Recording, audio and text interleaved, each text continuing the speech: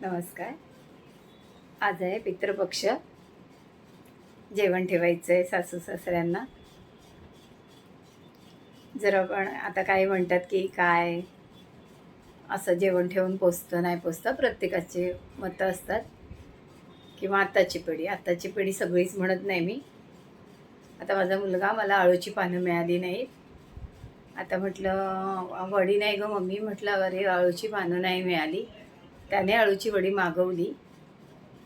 असं आहे, म्हणजे कोणी विश्वास ठेवतंय कोणी नाही.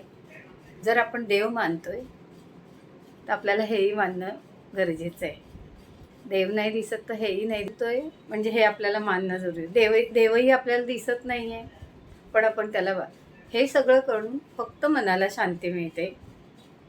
म्हणजे वाटतं की आपण काहीतरी त्यांच्यासाठी केलं. आता सगळे म्हणतात जिवंतपणी त्यांना द्या पाणी वगैरे, नंतर जेवण ठेवून. हो, जिवंतपणी देणं जरुरीच आहे. आणि ज्यांनी मनापासून दिलंय ना जिवंतपणी, त्यांना काही कसली खंत वाटायला नको. आणि ही काय पद्धत आहे ती आपल्याला करणं भाग आहे, ती करायची. पूर्वजांपासून हे चालत आलंय, तर काहीतरी याच्या मागे कारण.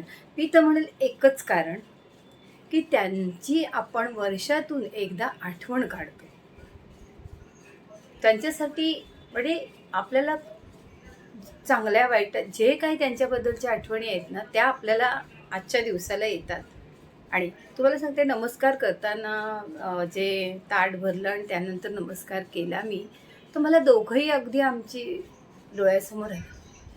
माझे सासरे सासू खूपच छान माणसं होती, खूप म्हणजे खूप छान होती. हां, आता आजारपण सासऱ्यांचं ठीक आहे, पण सासूबाईंचं आजारपण थोडं वेगळंच होतं. त्यांचं थोडा डोक्याचा प्रॉब्लेम झालेला, डोक्याच्या नसेचा. त्यामुळे सगळंच म्हणजे त्यांचं काही शेवटचे त्यांचे 5 वर्ष काही छान गेली नाहीत. आणि हे पितृपक्ष काय का करतोय? आपल्या समाधानासाठी. आणि त्यांची आठवण येते, हे काय कमी आहे का? सांगा बघू, आपण कुठला दिवस असा आहे की त्यांच्या आठवणीने बसलोय वगैरे आणि त्यांच्यासाठी काही करतोय? नाही. मग हे थोडंसं त्यांच्यासाठी करतोय. आता ही पडवळची भाजी कापायची, बारीक चिरायची, अशी राऊंड राऊंड असते. आणि त्याच्यावरती मीठ घालायचं आणि ती थोडी चुरायची, पाणी काढून टाकायचं आणि बनवायची. थोडासा उग्रपणा असतो तो निघून जातो. असं छान चुरायचे. पाणी निघून गेलं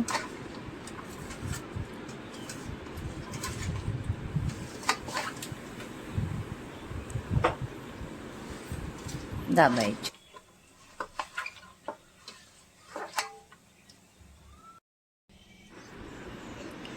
आता हे पडवळ आणि भोपळा एकत्र करते, कारण थोड्या थोड्याच भाज्या बनवायच्या आहेत. मुलं काही ह्या भाज्या खात नाही, म्हणून थोड्या थोड्या बनवते. आता पानाला पूर्वीपासून या भाज्या लावतात. आता बघा, हे कारलं कापून त्याच्यात मीठ घालून चुरून ठेवलेलं आहे. भोपळा, वाल म्हणजे बिरडा आम्ही म्हणतो ते, कांदा, आणि हे आता पडवळ आपण मीठ टाकून चुरून ठेवली ती. असं सगळं आपली तयारी आहे. थोडी भेंडी आहेत.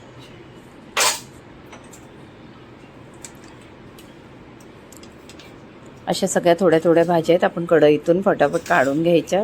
थोडं बिरडं, वडे आणि खीर बनवायचे.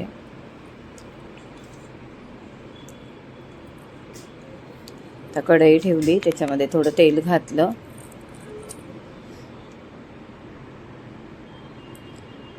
कांदा घालायचा, कांदा थोडा परतायचा, मिरची घालायची. आणि पडवळ आणि भोपळा मी एकत्रच करते. आता थोड्या थोड्या भाज्या वेगळ्या वेगळ्या कुठे करणार, म्हणून एकत्रच करते. थोडे परतायचे आणि मग झाकण घालून थोडंसं वाफवत ठेवायची. वाफेने कशी पटकन भोपळा आणि पडवळ शिजायला अजिबात वेळ लागत नाही. अगदी 10 मिनटात भाजी होते. थोडं ओलं खोबरं घातलं वरून, थोडंसं मीठ घालायचं. काय आहे ना, भाज्या ह्या आताची मुलं ह्या भाज्या खातच नाही.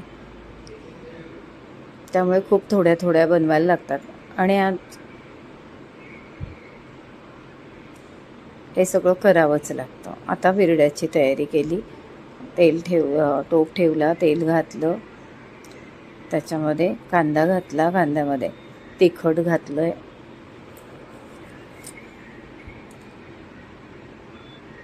आणि आपलं वाल ज्याला आम्ही बिरडं म्हणतो, सगळ्या सणांना वगैरे बिरडंच असतं. तर वाल छान मोड वगैरे आलेले सोलून वगैरे परतवले तेलावरती मस्त. एक बटाटा घातला, हिंग घातलं थोडं, कारण वाल थोडे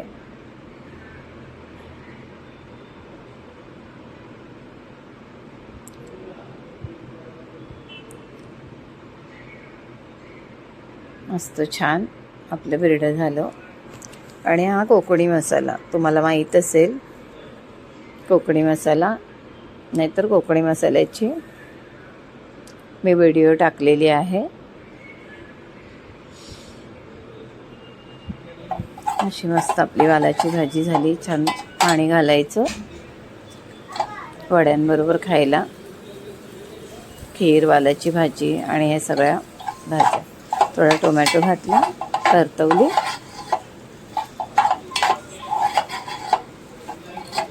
वा, मस्त.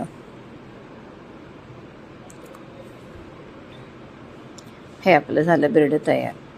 आता भोपळ्याची आणि याची भाजी बनवली, पडवळची. आता आपलं बिरडं तयार झालं. आता आपल्याला राहिले भेंडी करायची आहे, कारली करायची आहे, खीर बनवायची आहे. आता पुन्हा तेल घालायचं. ती भाजी काढून ठेवली आपण. आता तेल घालायचं, पुन्हा कांदा घालायचा,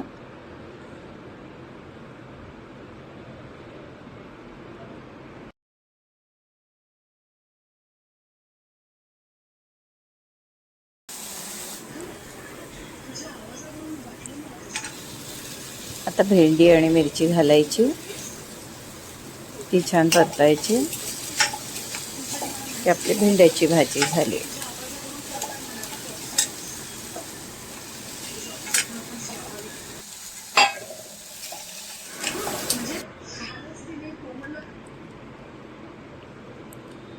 भेंडी जरा गिळगिळीत असतात म्हणून थोडंसं लिंबू पिळलं. कोकम घाला, लिंबू घाला, थोडीशी चिंच घाला, जे असेल ते घाला. थोडं आंबट घालायचं कारण ते गिळगिळीत होतं म्हणून.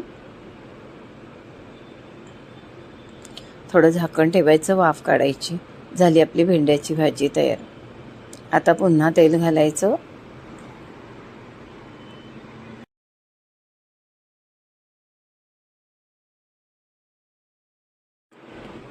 कांदा घातला. कांदा जरा जास्तीचा घ्या कारण आपल्याला आता कारल्याची भाजी बनवायची.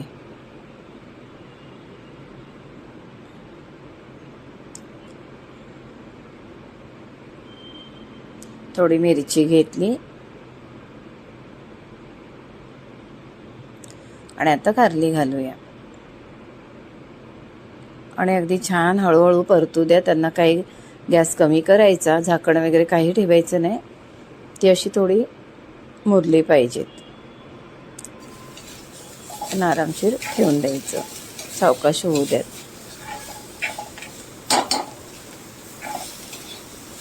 आता कारली होईपर्यंत आपण आता खिरीकडे वळायचं. आता हे मी कुकरला बासमती तांदूळ लावलेले थोडेसे, ते थोडे अजून दाबून घेते. थोडं पाणी हवं होतं अजून, असे दाबले. आता ज्या भांड्यात खीर करायची आहे त्याच्यात काढून घेऊया आणि थोडंसं पाणी घालून त्यांना आणखी थोडं उकळू द्या.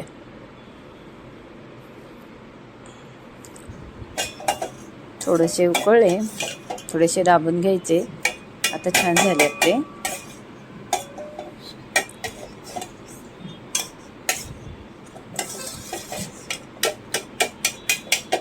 असे थोडे दाबले की त्याच्यामध्ये आपण गूळ घालायचा. आपण खीरही छान प्रॉपर बघूया. गूळ घालायचा, गूळ थोडा असा पातळ करायचा, त्याच्यामध्ये थोडासा शिजू द्यायचा, म्हणजे थोडा वेळ 5 मिनटं 2-3 मिनटं म्हणजे गूळ पातळ होऊन उकळी येऊन द्यायची. त्यामुळे गुळाचा पण एक कच्चटपणा असतो ना, तोही निघून जातो आणि छान लापशीसारखी आपली खीर होते.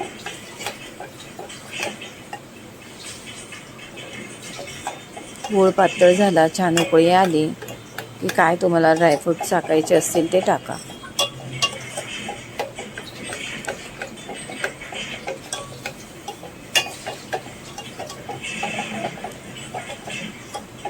असं छान उकळून घ्यायचं. मग त्याच्यात दूध घालायचं, ड्रायफ्रूट घालायचे. आपलीकडे खीर झाली आणि ही भाजी आपली होती आहे, कारल्याची भाजी झाली. त्याच्यामध्ये थोडं चिंच गुळाचं पाणी घालायचं कारल्याच्या भाजीत. थोडी कडू असते, छान आंबट गोड कडू तिखट अशी सगळे चव येते त्याच्यात आणि मग मस्त होते एकदम. आता कढई ठेवायची आणि पटापट वडे काढायचे. असं आपलं पूर्ण पानाचं सगळं जेवण झालेलं आहे. आता माझ्याकडे अळूची वडी नव्हती, ती मुलांनी मागवली, तीही झाली. आता तीही आली. आता आपण वडे झाले की पान भरायचं आणि पितरांना दाखवायचं. म्हणजे आता आम्ही इथे नवीन ठिकाणी आलो, तेव्हा आम्ही खिडकीत ठेवायचो. आता मग आम्ही सगळे पाया पडून वगैरे ते पान घेऊन खाली गेले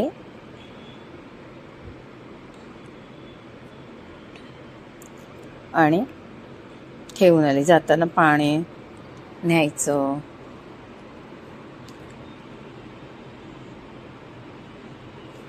तांदूळ न्यायचे थोडे, सगळ्यांनी पाया पडायचं. आपल्या मनात काय असेल पितरांबद्दल ते बोलायचं आणि मग पान ठेवून यायचं. असं आपल्या सगळ्या पितरातल्या भाज्या, खीर, वडे सगळं बघितलं. व्हिडिओ कशी वाटली लाईक करा, शेअर करा, सबस्क्राईब करा आणि तुम्ही पण कसं पितृ पक्षातलं पान भरता, अजून वेगळं काय करता. आता काही लोकांच्या कशी वाटली आपली व्हिडिओ पितृपक्ष. लाईक करा, शेअर करा, सबस्क्राईब करा, कमेंट करा. नमस्कार. आता भेटू नवरात्रीमध्ये.